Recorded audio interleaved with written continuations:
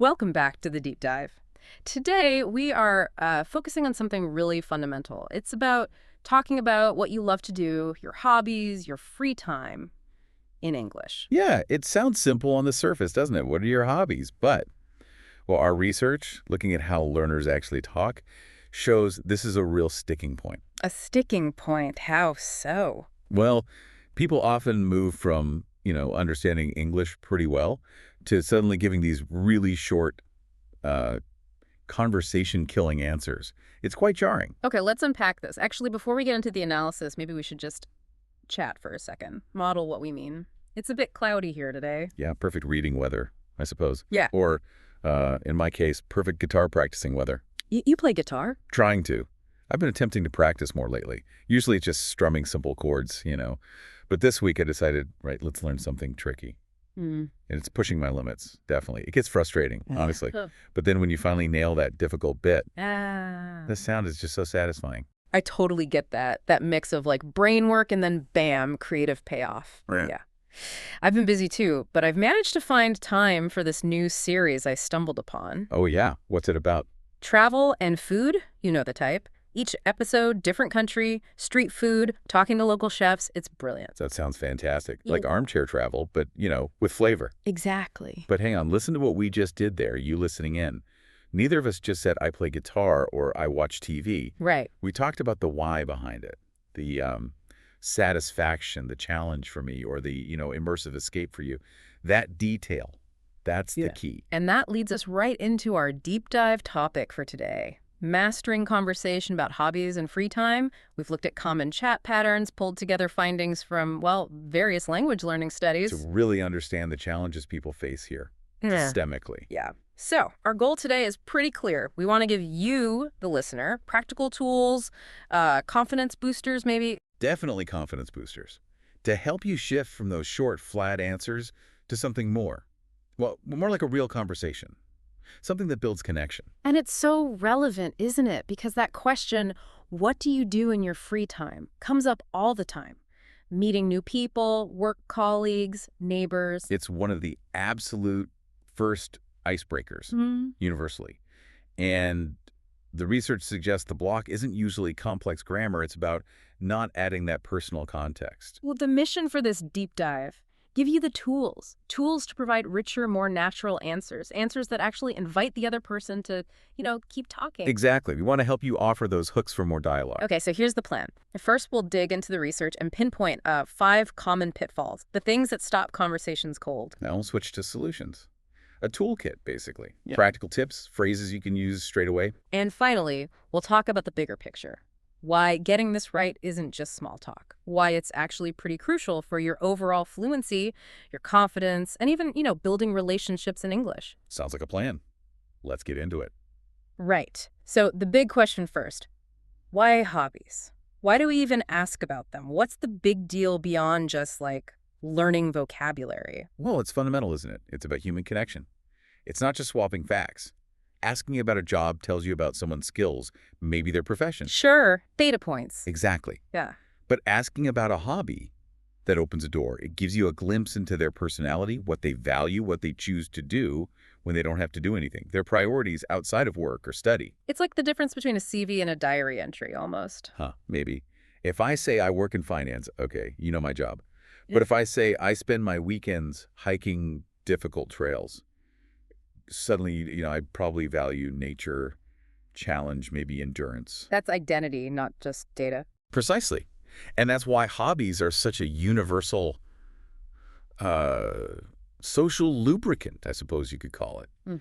Think about any social situation, starting a new course, a work party, meeting neighbors.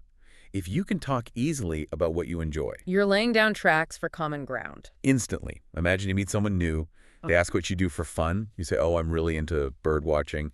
I go out most weekends trying to spot rare species. Okay. And maybe they light up and say, no way, me too. Did you see that flock of waxwings last month? Where do you usually go? Boom. Yeah, instant connection. You've skipped all the awkward stuff. You found a shared world. And that's the power we want learners to tap into. But to do that, we absolutely have to get past that short answer barrier. Right, that's the goal. Moving beyond just, I like music, to something more. And the crucial thing, as you mentioned, is that you don't need super complex sentences, do you? Not at all. Simple, clear sentences are perfect for this kind of chat. It's about the Right. content, the detail, not the grammatical fireworks. So let's take that I like reading example again. Factually okay, but conversationally. Dead end. Dead end. The other person has nowhere to go. But compare it to, I enjoy reading historical fiction, Ashley. It really helps me relax and kind of escape into a different world after a busy week. Okay, now that gives me something to work with. I can ask about the history part, or what makes a week busy, or what relaxing means for you. Exactly. You've offered hooks. You've given the listener choices. Historical fiction, relaxation, escape, busy week. Yeah. 3 or 4 potential directions for the conversation. It changes the whole dynamic, doesn't it? It stops feeling like an interrogation. Yes. It becomes a genuine exchange. You're sharing a bit of yourself, inviting them to share too. That's how you build rapport, build fluency through connection, not just by memorizing rules. Okay, that makes the why really clear. Hmm. So let's move into diagnosing why it so often goes wrong. Right. So we looked at, well, a lot of conversations involving intermediate English learners from all over the place. And we started seeing these patterns, these recurring problems. 5 main ones kept cropping up. 5 key difficulties. Knowing these should help listeners spot them in their own speech, right? That's the idea. Mm. Recognizing the problem is the first step. Yeah. So number 1, the big one we've already touched on. The short conversation ending answers. Exactly. Things like I watch films, I play games. Factually correct. Yes. Useful for conversation? Not really. Our analysis suggests it's not always because they can't say more. Often it's, well, bit of anxiety maybe, or just the habit of only giving the bare minimum information. It just stops the flow dead, doesn't it? Completely. Zero momentum. Yeah. Structurally fine maybe, but contextually empty. Like serving someone plain boiled rice when they were hoping for a full meal. Huh. Good analogy. Okay, so that's problem 1. Problem 2 often leads to actual confusion. Ah, the direct translation issue. Yes. This is huge. Learners translate phrases, idioms sometimes, word for word from their own language, and the result in English can sound, well, unnatural at best. Sometimes just plain confusing. We mentioned I pass time with music earlier. That's a classic. What are some other common ones related to hobbies that people should watch out for? Oh, there are loads. A really common one is around sports and physical activities, the verb choice. In many languages, you might literally say, I do football or I do tennis. Right. But in English, for team sports, ball sports, competitive games, we almost always use play. I play football, I play tennis, I play chess. But not everything is play, is it? No, exactly. That's the tricky part. You do martial arts like I do karate or you do aerobics. And then for activities that involve moving from one place to another, often ending in ing, we use go. I go swimming, I go hiking, I go cycling. So it's play sports, do exercises, go activities involving movement. Getting that wrong is a big flag. It's a very common indicator of direct translation, yes. It immediately marks the speech as non-native, even if the meaning is sort of clear. Another one related to socializing. Going out with friends. Yeah. Sometimes learners say something like, I like to stay out with friends. Now, stay out in English often implies staying out late, maybe all night. Ah, okay. So it sounds a bit more intense than intended. Potentially, yes. Yeah. The much more natural, general way to say it is simply, I like to go out with friends, or I enjoy spending time with my friends. Focusing on the action go or the general spend time, it just flows better. That little nuance makes a big difference in sounding natural. Okay, so translation traps. What's difficulty number 3? Vocabulary avoidance. This one's more emotional, I think. How so? Learners avoid talking about a hobby altogether if they don't know the exact perfect English word for it. Ah, so they clam up rather than try to describe it. Or they overgeneralize. Let's say someone loves Yeah. carving little figures out of wood, a specific craft, but they don't know woodworking or whittling. So they just say, I make things. And the problem there is, Lost connection. If they say woodworking, someone else might say, oh, really, what kind of wood do you use? Or my grandfather used to do that. But if they just say, I make things, it's too vague. It stays superficial. and it must be frustrating for the learner too, right? Not being able to express that specific passion. Hugely frustrating. It limits their self-expression. It makes them feel like they can't really be themselves in English, which feeds right into the next problem. Number 4, the boring hobby confidence trap. Oh, I hear this one a lot. People thinking their actual hobbies aren't interesting enough. Exactly. A massive psychological hurdle. People worry, oh, I just watch TV, or I scroll through social media, or I do a bit of gardening. They think it sounds mundane. boring. They fear being judged. Okay, but let's be real here. Sometimes people do just scroll TikTok mindlessly for an hour. How do you make that sound interesting without, lying or sounding totally fake? That's a genuine fear. That's a really important question. Honesty is crucial. Hmm. You shouldn't invent some grand passion. The key is to reframe it by focusing on the benefit or the purpose for you. Okay. No activity is inherently boring. The interest comes from the detail, the personal context, the why. So, I scroll social media is flat. But what if you say, actually, I follow quite a few independent artists on Instagram. It gives me ideas for my own drawing. Or even, honestly, after a really stressful day at work, spending 30 minutes just zoning out on funny videos is how I decompress. Ah, I see. So you're not pretending the activity is fascinating. You're explaining the function it serves for you. Inspiration or stress relief. Precisely. It tells the listener something about your needs, your coping mechanisms, your other interests. It makes it personal, relatable. The activity itself is just the vehicle. The motivation is the interesting part. That shift in focus is vital. Okay, makes sense. So what's the fifth and final difficulty? This is the big one that underlies a lot of the others. Grammar worries and the fear of making mistakes. The ultimate conversation stopper. Absolutely. People get so scared of using the wrong tense or mixing up word order that they just retreat. They go quiet, or they stick to those super safe one-word answers we talked about. But the irony is, talking about hobbies and routines is probably the least grammatically demanding area of English, isn't it? It really is. It's the perfect practice ground. You're almost entirely in the present simple tense. Yeah. I like, I play, I go, I enjoy. If you can handle the present simple, you're basically 90% there for talking about your free time. And adding a bit more sophistication isn't about complex tenses either, is it? No, it's about using those simple frequency words strategically.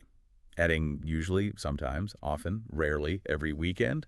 That gives you nuance, detail about your habits without needing complicated grammar. Simple grammar, used well to paint a detailed picture. Exactly. It's about strategic deployment, not grammatical gymnastics. Okay, so we've identified the 5 big traps. Short answers, translation errors, vocabulary avoidance, the boring hobby fear, and grammar anxiety. Now, how do we help people climb out of those traps? Right.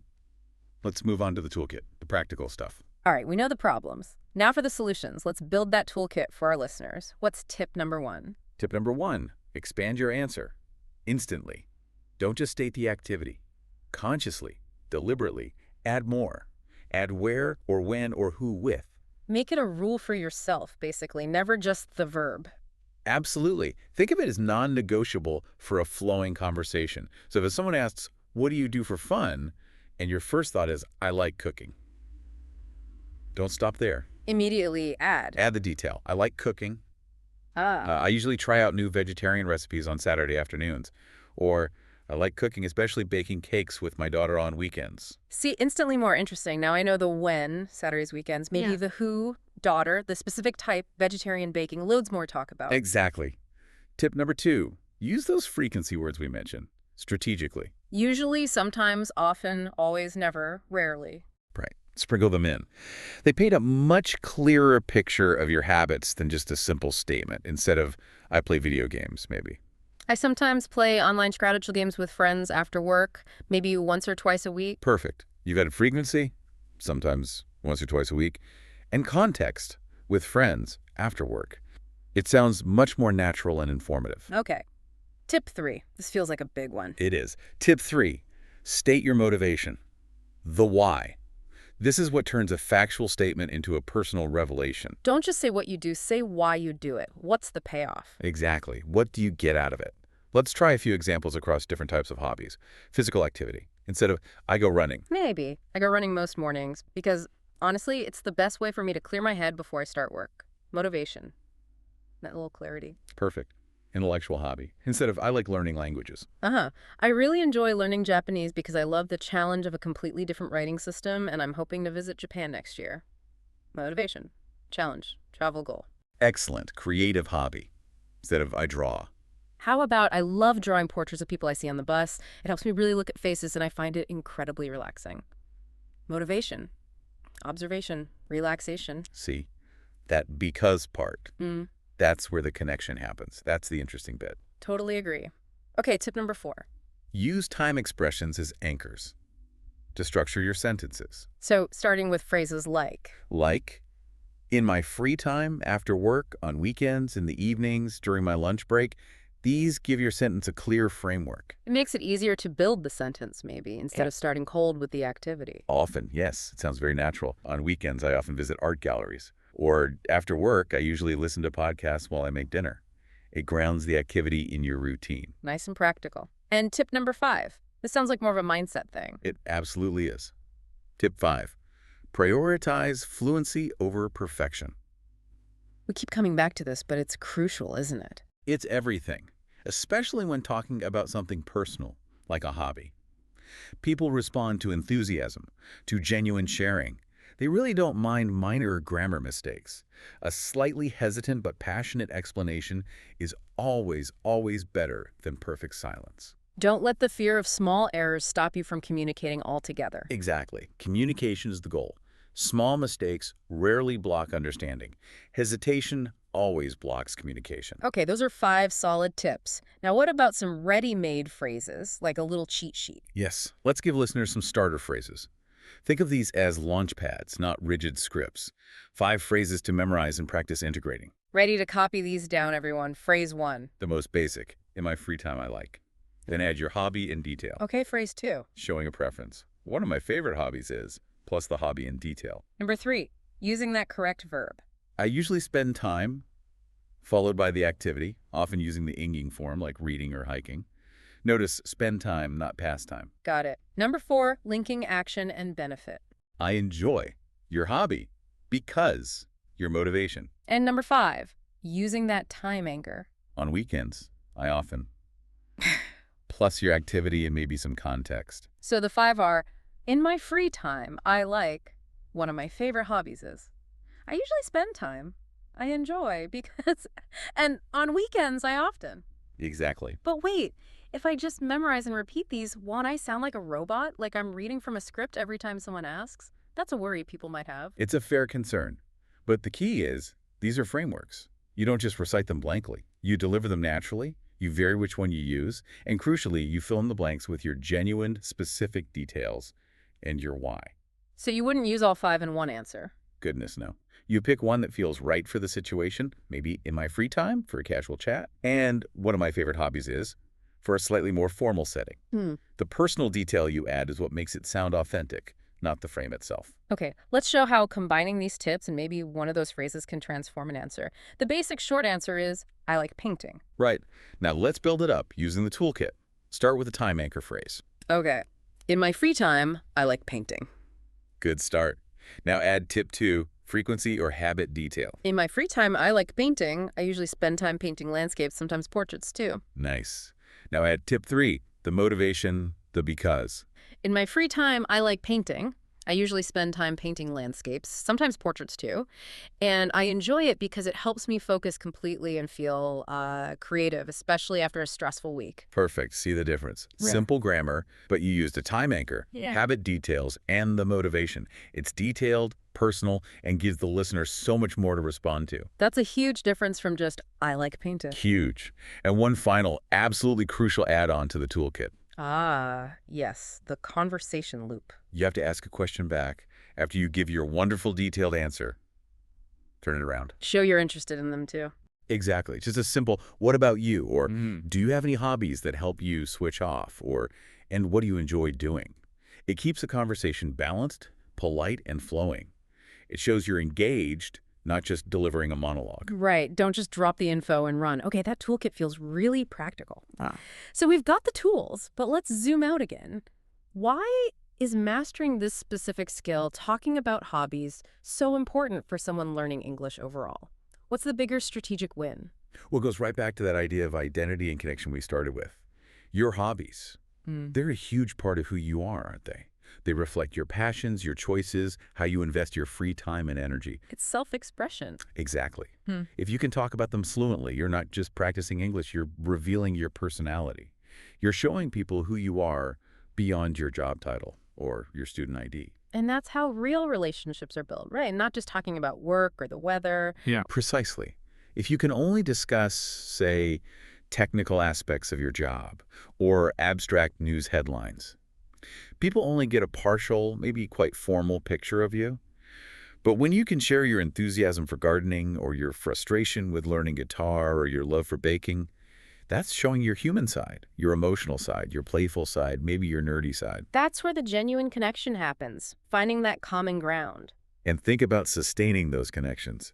Shared interests are the bedrock of ongoing conversation. If you discover you both love hiking or cooking or following a particular sports team, You've got something to talk about next week and the week after. exactly, it creates conversational continuity.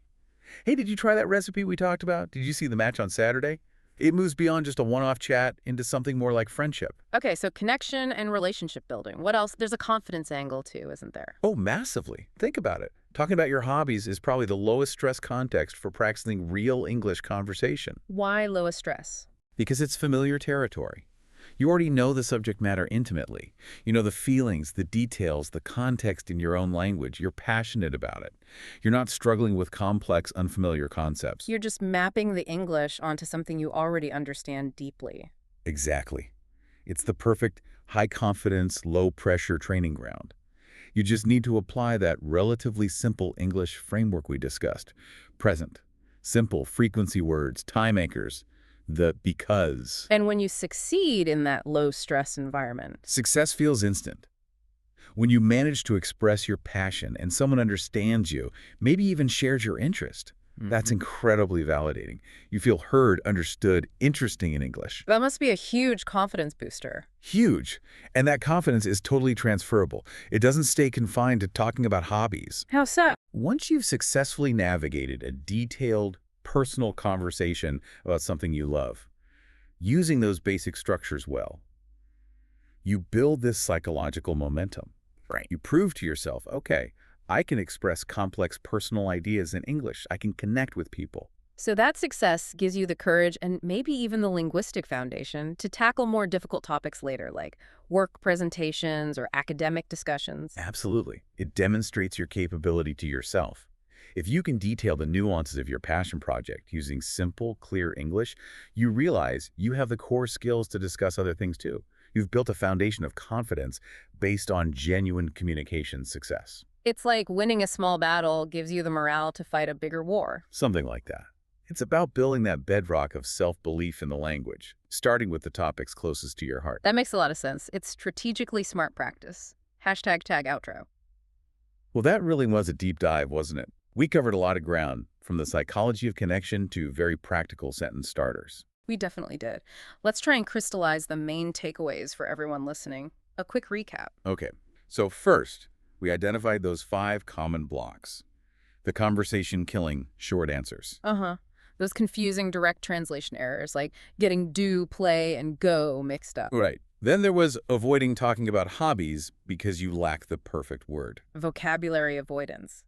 And that related fear, the my hobby is boring confidence trap. And underpinning it all, that general fear of making grammar mistakes. Okay, those were the problems. Then we moved on to the solutions, the toolkit. 5 key tips. Tip 1.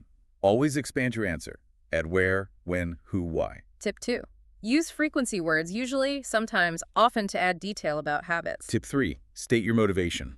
Always include the because. Why do you do it? Tip 4. Use time expressions like on weekends or after work to structure your sentences. And tip 5. The mindset shift. Prioritize communication and fluency over grammatical perfection. Plus the bonus tip. Always ask a question back. Keep the conversation flowing. And finally, we talked about why this matters so much. It's about genuine connection, revealing your identity, Building real relationships that last beyond one conversation. and crucially, building that core confidence in English by succeeding in these low-stress, high-reward conversations. Confidence that then spills over into everything else. Right. So the challenge for you listening now is to put this into action. Like today. Yes. Immediate practice. Think about, say, 2 or 3 things you genuinely enjoy doing in your free time. Anything. And then Write down a few sentences describing each one, but consciously use the toolkit. Try starting with, in my free time, I enjoy because. add frequency words. Add your motivation. Maybe even try saying them out loud. Record yourself on your phone. Great idea. Listen back. Does it sound more detailed, more interesting? Does it invite follow-up questions? Could someone connect with that? It's about making that conscious shift from just stating facts to sharing context. Exactly. And here's a final thought to leave you with, building on that idea of simple grammar mastery. If you could really get good at using just the present simple tense, plus those frequency words and connectors like because, to talk eloquently and personally about something you're passionate about, your hobby, Yeah. you've essentially mastered the grammatical core needed to express a huge range of basic ideas in English. But more importantly, you've done it in a way that's engaging, personal, and confidence building. So mastering the simple stuff to talk about what you love Right. actually unlocks a lot more. It absolutely does. That success, that feeling of being understood while talking about your passion, that confidence is gold dust. It fuels your progress everywhere else. So go practice being you in English, fluently. Fantastic advice. It's been great diving into this today. Thanks for sharing all that insight. My pleasure. Hopefully it helps people connect more. I'm sure it will. So Well, keep practicing, everyone. Find your because. we'll catch you on the next deep dive. Bye for now.